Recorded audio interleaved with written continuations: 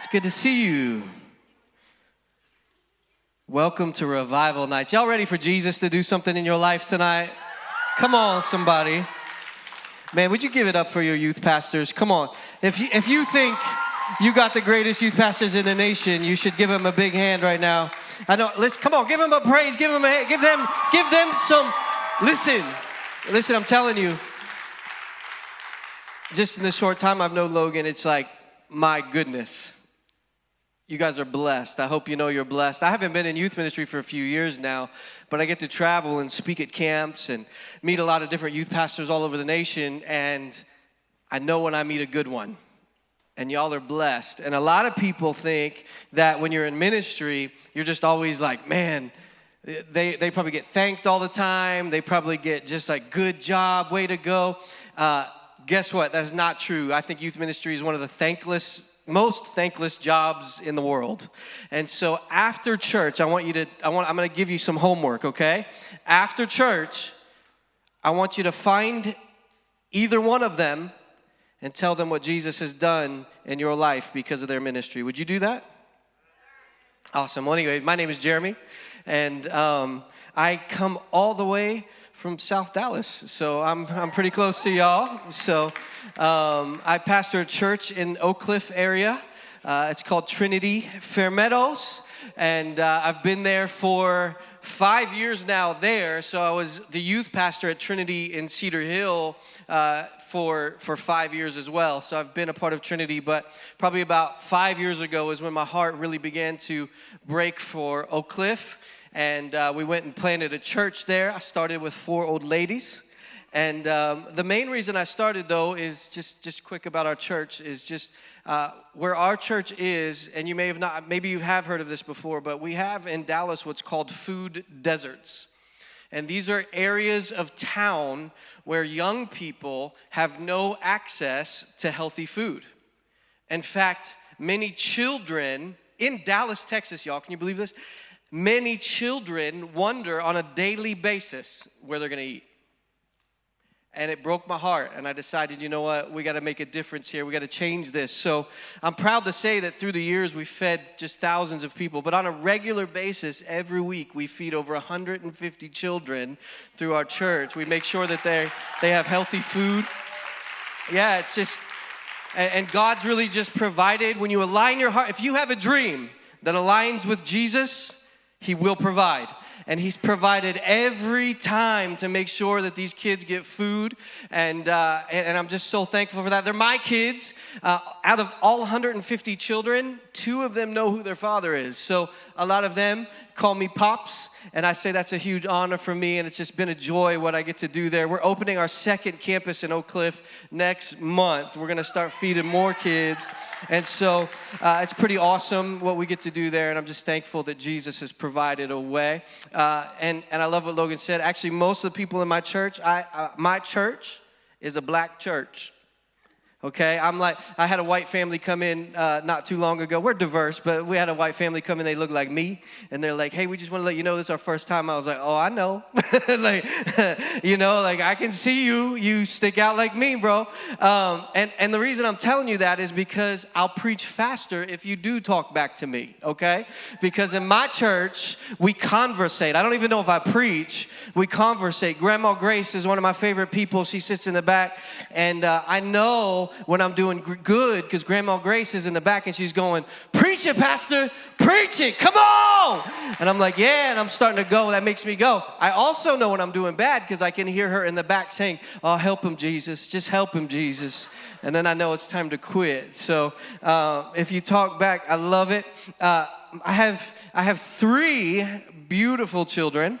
My daughter just turned 15, y'all. I was oh man, it's breaking my heart. I didn't know that y'all could get your permit at 15.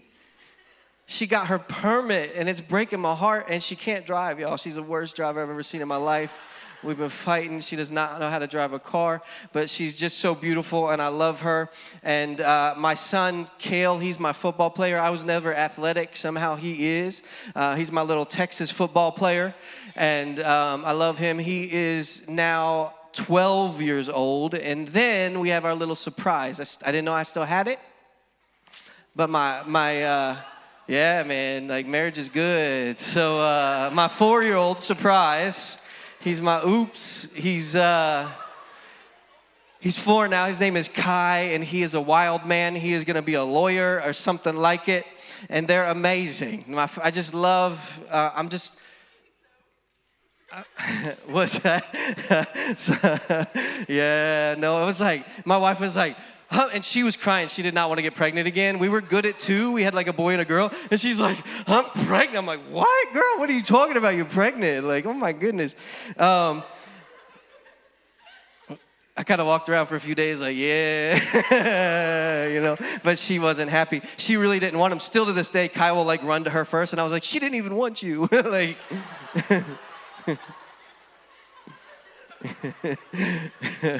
but if you would have told me in 2001, when most of you weren't born, if you would have told me in 2001 that I would be a pastor with a healthy family, and that I would own a home, and that I would live in Dallas, Texas, I would have told you, you're crazy. Because the fact is that I'm actually legally crazy. I'm legally insane in the state of Pennsylvania. Isn't that crazy? It's true. And they asked me to come speak. I'm legally insane in the state of Pennsylvania. I don't know if I still am, but I was at one point.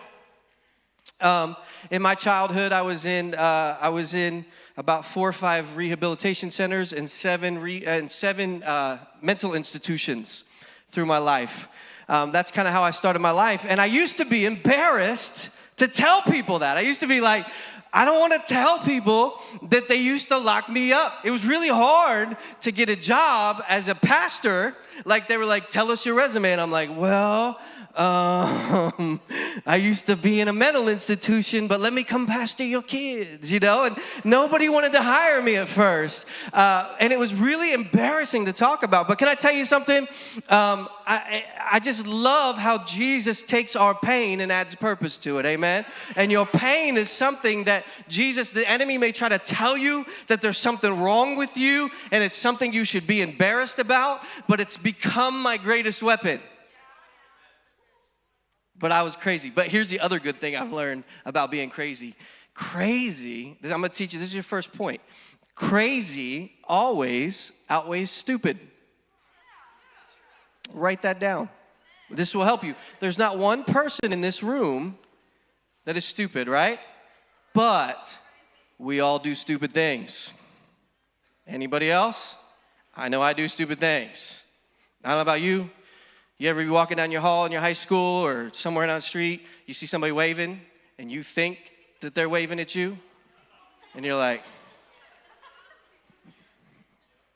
nobody else? I do that all the time. I guess I think I'm more popular. And they're like, I wasn't waving at you, stupid, right? Probably the worst thing, I love, we were talking about food earlier. I'm a foodie. I love food. I will travel for food. I will fly for food. I have an emotional attachment to food. If you need to know about a restaurant in Dallas, I will tell you because I have them memorized. I love food, and I'm a big cheeseburger fan. Listen, there's nothing better in this world than a cheeseburger. Nothing. And I'm talking about a good cheeseburger. I'm not talking about fast food. Now, if you're going to go fast food, my personal opinion, fast food, the GOAT of fast food cheeseburgers is definitely the Baconator from Wendy's. But that's, that's where you got to go. The Baconator's fire. It's awesome. But I'm talking about a good cheeseburger where they bring it out and the part of the bun's on the other side, right? And you see the burger sizzling. And this has happened to me before. It happens to me often where the food will come out. And then as the food is coming out, I will realize that I have to go to the bathroom. This is a huge moment in life with huge decisions to make. Do you sit and eat the cheeseburger at prime cheeseburger eating time when it first comes off the grill? Or do you go and use the restroom? Me, I wait. I'm like, I'm going to hold it. I don't care if I'm in pain. I'm going to eat this cheeseburger when it's good. And this has happened to me twice in my life. I'm not kidding. I bite into the cheeseburger, I start eating, and I'm like, oh my gosh, and I just have to go, and I run. And a lot of these burger joints, man, they put the kitchen next to the bathrooms, and I don't have time to look at the doors. Twice in my life, I have kicked open the door and ended up in the kitchen. And the cooks are just looking at me like, he's so stupid. He thought this was the bathroom. This is what I'm gonna teach you. When you do something stupid, you act crazy, because crazy always outweighs stupid. Let me explain. I'll teach you. Take your hand, put it out like this. Go ahead. It's okay. Trust me. Take it. This is what I call the duck. Anytime I do something stupid, take your hand, you put it out like this. Now take it and put it at your forehead like this. And you just look at people and you go, what? Like that. Do it. You just go, what? It's unbelievable what will happen. Like, seriously, I step in the kitchen and I'm like, what? And they're like, yo, he's crazy. Let me show you where the bathroom is. It's okay, man, no big deal. Let's get you a new cheeseburger, whatever you need. People treat crazy people different. Next time you think somebody's waving at you and they start laughing at you, just go, bah, and they're like, yo, best friends, what's your name? They're not gonna make fun of you anymore. This also works when you don't do something stupid. I'm telling you, the duck works everywhere. I'm helping you tonight. You no longer have to buy the fast pass at Six Flags. Just stand in line and start doing the duck. Everybody will get out of your way. They're like, this person's crazy. Put him in the front row of the roller coaster and get him out of here.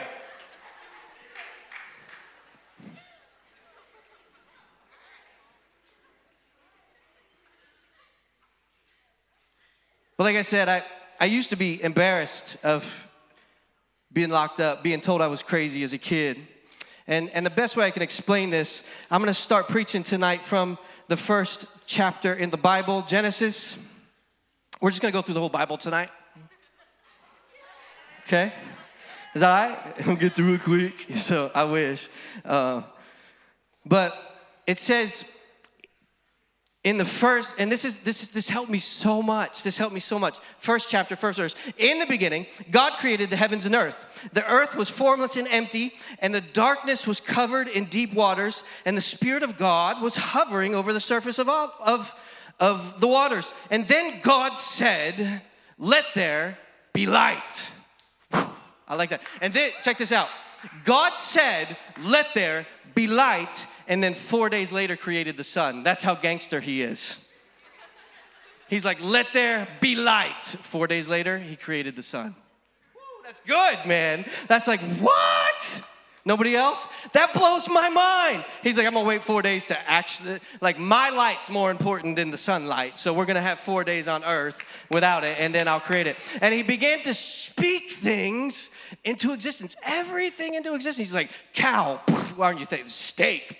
I think that's how he said it, and we just named it cow. He was like, ribeye, bacon, and we're like, we'll call it a pig. And he spoke mountains into existence. I'm a meat-atarian, okay? Anybody else? Any vegetarians in the room? Okay, we will get you saved tonight, unless it's a... Just kidding, I'm just kidding. In Texas, that's gotta be tough. I love meat, I just love meat. But he speaks everything into existence. And then in chapter 2, he gets to us.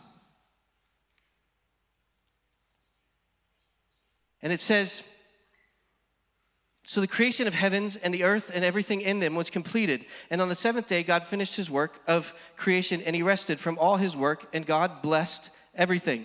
This is the account of creation. When the Lord made the earth and the heavens, neither wild plants nor games were growing in the earth, for the Lord had not yet sent rain. Oh, I missed it. I'm sorry. Here we go. It's not chapter 2. I messed it up. It's verse 26. I was just looking at 2. Then God said, let us make human beings in our image. Verse 26 of chapter 1. Then God said, let us make human beings in our image to be like us. They will reign over the fish of the sea and the birds of the sky and the livestock and all the wild animals of the earth and the small animals that scurry. So God created man in his own image. In the image of God, he created them. Male and female, he created them, and he blessed them to be fruitful and multiply. God created us in his image. He spoke everything into existence. And the Bible actually says that God formed us out of the dirt and created us in what? His image. Isn't that awesome? So everything else he speaks into existence until he gets to you. And I used to be so embarrassed of my craziness and my dirt and my junk and my embarrassment until I realized that's the first thing God ever kissed. That's what he breathed life into. And he created me in his image. I think weirdly sometimes, and I definitely can't sing like Kendrick, but I often hear the song, like as I see God forming you and me, I just hear him singing, when I see your face, right? There's not a thing that I would change. Y'all know it? Sing it with me so I don't sing my, because you're amazing, just the way you are.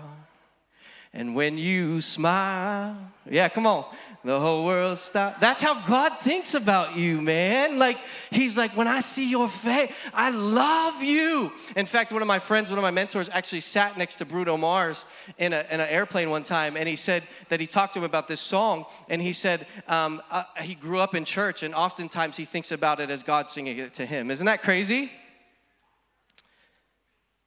When I see your face. God created us in his image, and he took all of our dirt and all of our junk, and he breathes life into it. See, my journey's crazy, and I'm going to just quickly tell you a little bit about my story in the hopes that it helps somebody tonight. And I'll go quickly, but at about 13 years old, I grew up a pastor's kid. My dad was a church in Philadelphia. That's why I couldn't believe God called me to Dallas. I'm a Philly fan in Dallas, Texas, y'all. Life's tough. My kids they're Dallas Cowboys fans.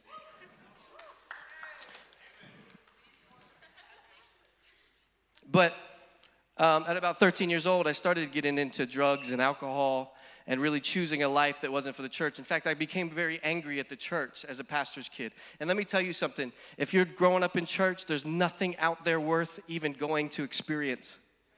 And I hear kids all the time, man, I need a good testimony. No, you don't. The best testimony you can have is to choose to live for Jesus for the rest of your life and to choose to stay focused on him. That's the best thing you can do. And if I could go back, I would change it. But like I said, I take what the enemy had for evil and I'm going to make it good. Jesus makes it good in my life. And so but anyway, 13 years old, I started choosing drugs, alcohol, and it just all started falling apart. By the age of 18, I moved out of my house and I left the church forever. And I was, well, not forever, but for what I thought was ever. I left, I just started running the streets of Philadelphia. I got really heavy into the street game and everything that goes with it. And it was crazy. By the age of 19 years old, I was homeless. I was running around on the streets. I didn't have anything to do. And I had gotten my girlfriend pregnant. I became a teen father. On my 19th birthday, my son was born.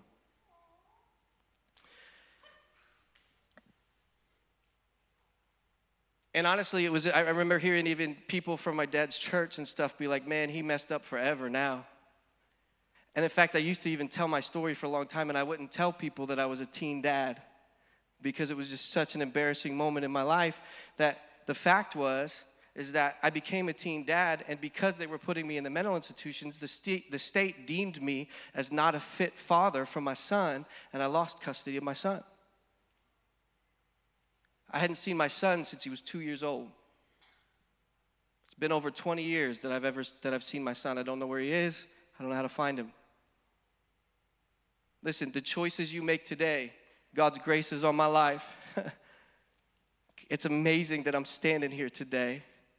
But the choices that you make today can end up being consequences for years to come. Even with God's grace on my life, every day I wake up wondering where my son is. So don't think the things you're doing today can't impact your entire journey. So at 19 years old, I became a teen father. They're locking me up, all these kind of things. By about 20 years old, I'm out on the streets. I'm running nightclubs, doing all this kind of stuff. And I'm walking through the mall at 20 years old, and I pass out. And I wake up. It was really embarrassing. I passed out in front of Victoria's Secret. People were like, what did he just see? It was really embarrassing. And I woke up, and there was vomit all over me, and I had drugs on me in the the 2.5s. That's what I used to call them. They're the security guards. They're half of a 5.0. And so those guys were there, and they're like, we called the ambulance. And I'm like, no, because I had all this stuff on me. So I ran out to my car, and I passed out again. And I don't know how long I was passed out. But when I woke up, there was throw up on me again, and it was night. So it was quite a few hours. I was like, you know what? There's something wrong with me. I probably should drive to the hospital. So I drove to the hospital, and the lady's like, what's wrong? And I'm like, I don't know. I just keep passing up and waking up with throw up on me. And she's like, are you on drugs? I was like, yeah. I mean, at that time, I was 113 pounds. Hard to believe. I looked like a drug addict. Like I was like, you know, and she's like, okay, hurry up. And they rushed me back. They did a CAT scan of me. And I'll never forget, in my entire life, it's probably the first and only time that I saw a doctor scared and surprised at the same time. But he came into my room and he said, son, I don't know why I'm talking to you right now. And I was like, why? And he said, because you have what they call a brain aneurysm. You've had a cerebral brain aneurysm. So on the center of your brain, it has exploded, and it is bleeding. And I'm like, what? And he goes, now here's the weird part. Usually, when an aneurysm explodes, you die instantly. So I don't know why I'm talking to you right now. And I was like, well, what do we do about that? And he said, we have to rush you immediately into brain surgery. We're going to fly you to the University of Pennsylvania Hospital, and we're going to rush you immediately into brain surgery so that we can fix this. Crazy thing is, at that time, and people are like, today, they're like, you have brain surgery? Where's your scar, man? Because if you haven't noticed, I have a pretty beautiful head. God only made so many perfect heads, and the rest he had to put hair on. So it's a great dad joke. So at that time, in Philadelphia and LA were the only two places to do this, but they actually go up through my leg with a microscope into my heart, through my heart, into my brain, and they tied off the part of my brain that was bleeding with platinum coils. So I have platinum in my brain. I'm always like, you think Lil Wayne's gangster with his platinum teeth? Yeah, I got platinum head. So people are like, you had brain surgery, where's your scar? And I'm like, okay. No, I would never do that, but it's right here on my side. It's right here. And I do tell my wife, because I'm like, we're in youth ministry, or we're in ministry, not youth ministry anymore, but we're in ministry, and I'm like, we don't make a lot of money, girl, so when I die, you get that platinum out of my head and go down to the pawn shop and get you some money. That's got to be worth some money. You recycle that platinum. Don't let me bury with that platinum. That's your life insurance, girl. So when I'm there, I have to go into brain surgery. I had a 60% chance of death, and if I got through the surgery, they were saying it was probably going to be that I was paralyzed for the rest of my life. It was crazy, because the blood was actually seeping down into my backbone, and they said, you're probably going to be paralyzed if you make it. I had to sign the paper with these statistics and everything. Here's the crazy thing. Nobody, listen, you think you got boys on the street if you're out running? They only love you when you're able to participate in their misery. Nobody was there for me. I needed a witness, and I couldn't find anybody. So I finally got somebody to sign it with me, and I said this when I signed the paper: Jesus, if you let me live through this, I'll live for you for the rest of my life. I promise. I won't go back to drugs. I won't go back to anything. I will live for you for the rest of my life. I prayed that prayer. I went through surgery. I woke up, went through 6 months of rehab in the hospital. I got out. Word on the street was I died. So it was kind of funny, because people would be like, ah! And I'd be like, what? Like that. They just start running down the street when they saw me. I heard you died. And I'm like, no, man, I'm a ghost. You know, it was fun. I did it to like 4 or 5 people.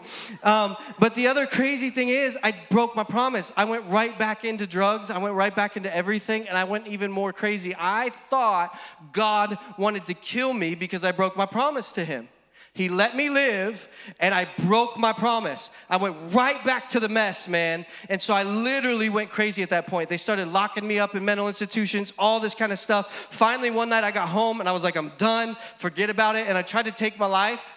And I took a bunch of pills and I just waited to die. And in that moment, as I'm waiting to die, after I took all these pills, I heard God speak to me. And I don't say this very often, but I heard God speak to me. And he said this, "What are you doing?"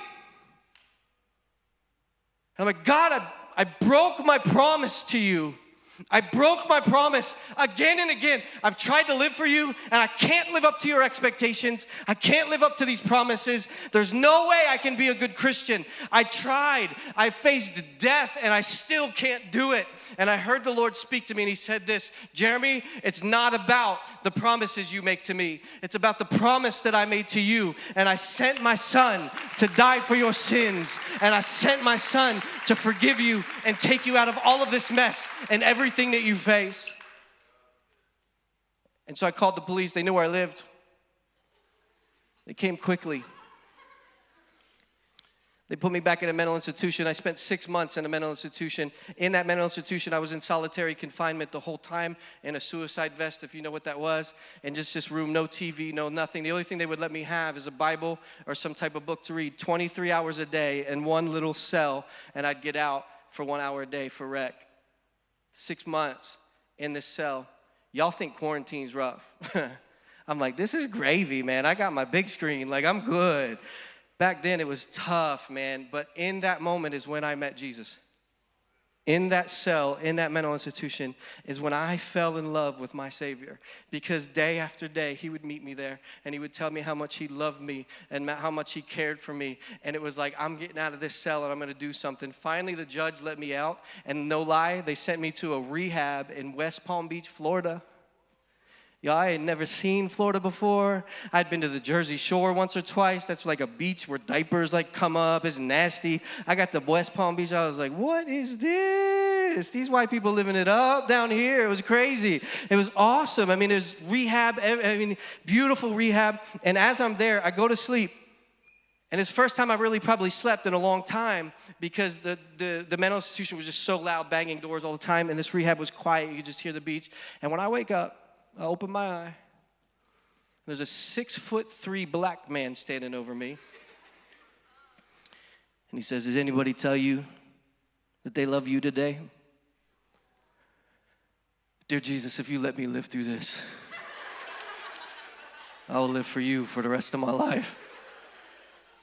And I was like, "No, sir." And he said, "Well, I love you.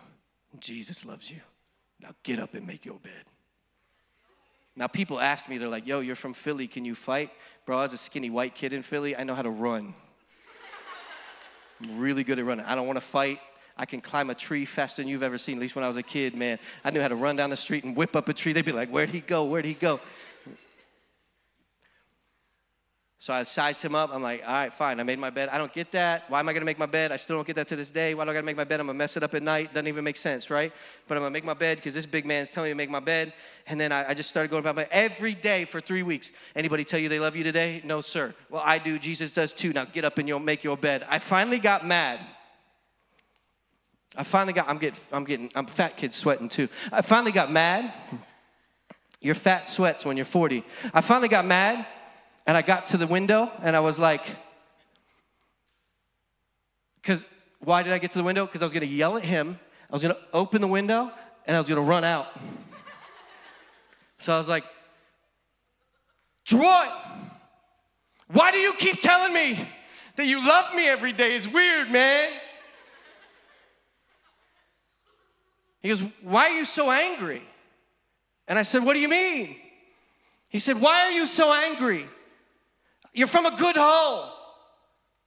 Most of the people that come in here don't have parents that are married. They don't come from a pastor's home. And you're angry, and I don't get it. What's wrong with you?" And I said, "No, I asked first. Why did you tell me? Quit telling me you love me. It's weird." And he said, "I tell you I love you because I do. And I tell you Jesus loves you because he loves you more than I do. And I tell you to make your bed because drug addicts don't do anything normal. It's the first normal thing you can do in a day." Well, it makes sense. And he said, "What's wrong with you?" And I don't know why, but for the first time in my life, I decided to tell somebody. I said, "You want to know why I'm so angry?" And he said, "Yeah." I said, "Because when I was a kid, because we were so poor, vacation was Cleveland, because that's where my grandma lived.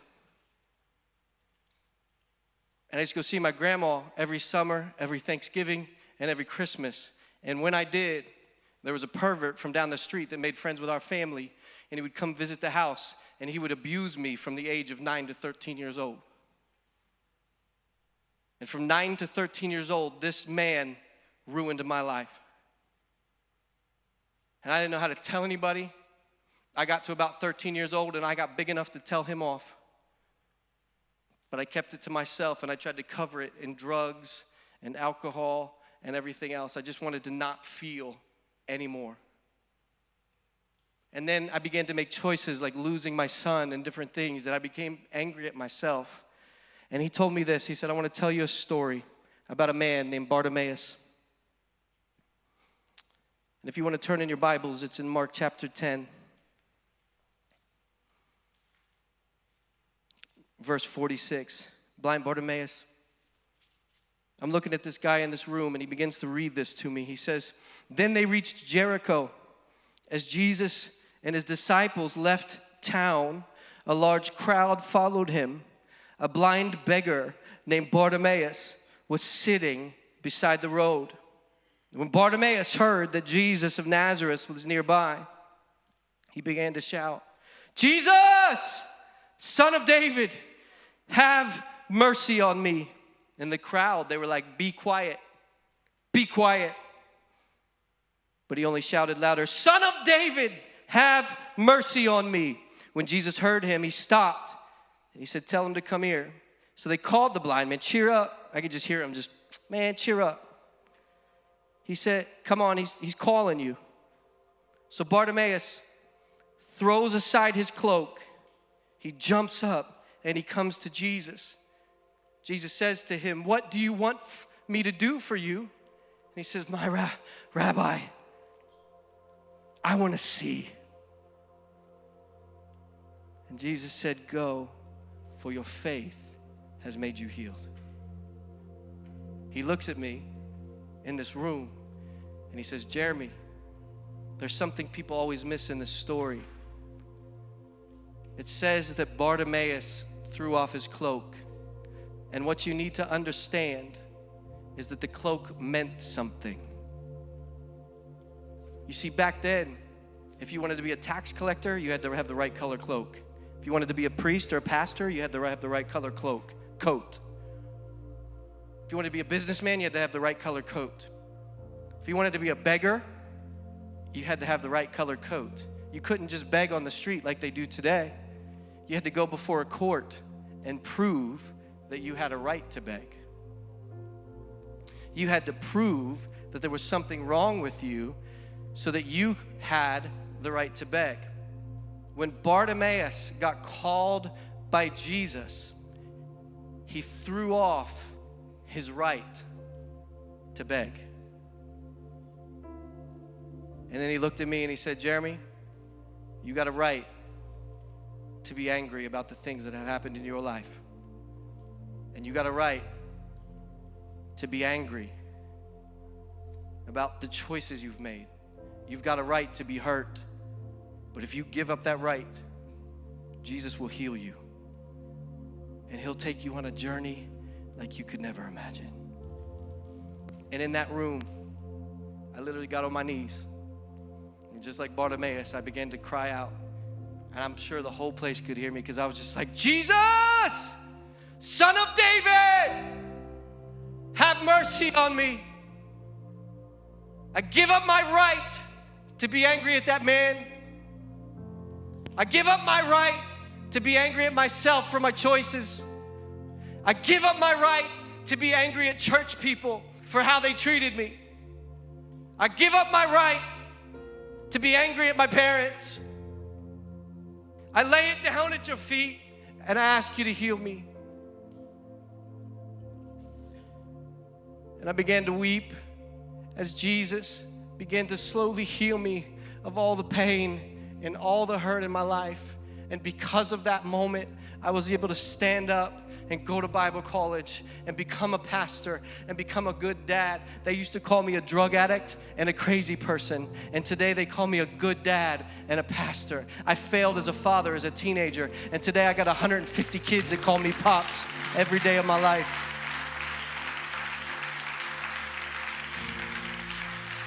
And you may think there's something out there for you. There's nothing out there for you. There's nothing in that world that gave me any satisfaction like the name of Jesus and Him in my life. And when I accepted Him in my life, everything changed. Everything got better. Has it been easy? No. Have I always overcome it? Yes. And I've been clean this year for 20 years.